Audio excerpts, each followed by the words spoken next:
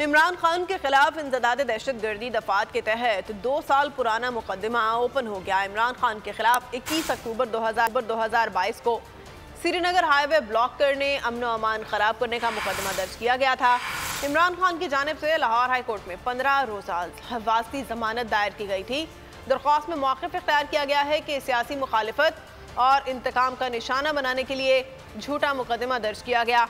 कातिलाना हमले के बाद डॉक्टर्स ने मुकम्मल बेड रेस्ट का मशवरा दिया है। मुतालिका फोरम से रुजू के लिए अदालत 15 रोज़ा हिफाजती जमानत दे। अगर आपको ये वीडियो पसंद आई है तो हमारे चैनल को सब्सक्राइब करें और बेल आइकन को प्रेस करें। बोल उड़ाएगा सबका होश, भूल जाएंगे सब अपना जोश।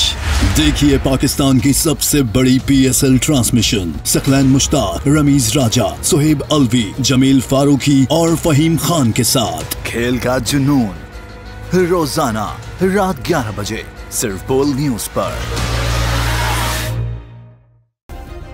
सब्सक्राइब करें और बेल दबाएं ताकि कोई खबर रह न जाए।